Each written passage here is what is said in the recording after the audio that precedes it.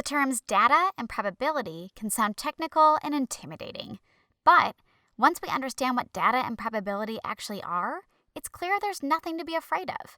In fact, helping children explore the math behind data and probability can be engaging and even fun. Let's start by defining data. Data is information, especially information in number form, and we're surrounded by data in the world today.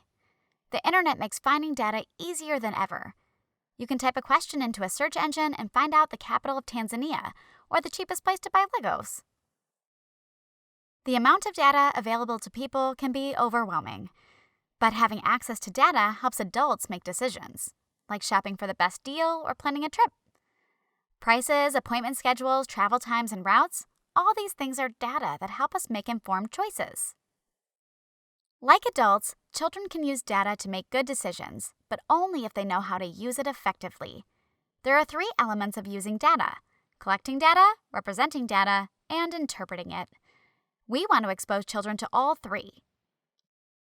An attendance chart is a great way to introduce all the elements. Make a list of the children who are present, or have the children mark themselves as here on an attendance board.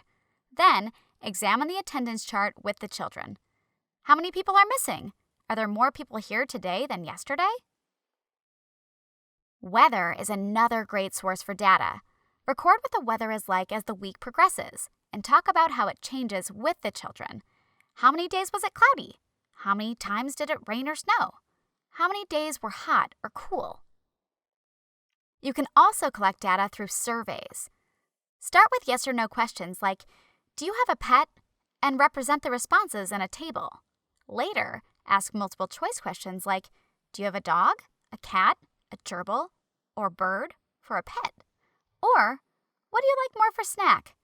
Peanut butter, vanilla, or chocolate chip cookies?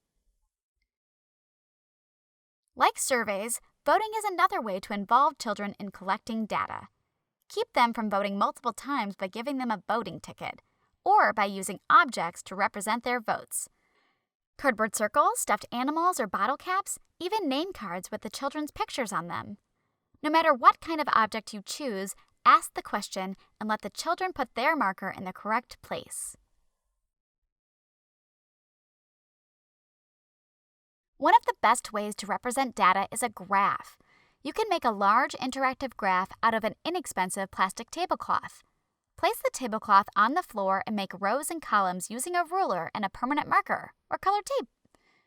The children build the graph themselves by placing their votes in the rows on the tablecloth. When everyone has voted, you can look at the data and interpret it. More people have dogs for pets. Fewer people like peanut butter cookies than chocolate chip. Voting can also demonstrate how people make decisions as a group. Ask, how many people would like to go outside before lunch?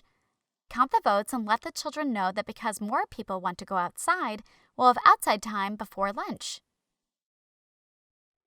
Data and probability go hand in hand because probability is just a way of interpreting a particular set of data. Probability uses math to describe how likely it is that something will happen, or how likely it is that a particular statement is true. Board games and their components are many people's first exposure to the concepts of probability. We don't need to teach young children that they have a 1 in 6 chance of rolling a 2 on a die, but dice and spinners provide opportunities to learn about probability and to count and subitize, or know a number without counting the individual items. Children can roll the dice and count the dots or pips on them, then build on their counting by gathering the same number of objects as the number of dots on the dice. A great way to make large child-safe dice is to buy foam from a craft store and use an electric knife to cut the foam into cubes. Use a permanent marker to make the dots. The pips on dice have a special configuration. Opposite sides always equal 7, so the 1 is opposite 6, the 3 opposite 4, and the 2 opposite 5. Making spinners with children is an even clearer way to demonstrate probability, because the way the spinner is constructed directly affects the chances of an outcome. The pointer is more likely to stop in a larger area of a spinner and less likely in a smaller area. If all the areas of the spinner are the same size, all the outcomes are equal. Make different spinners with the children and see how different arrangements affect the results. Remember that data and probability are all around us. Relating data to children's everyday lives builds math skills and their understanding of the world. Always look for opportunities to have children observe, ask questions, represent their data, and interpret it.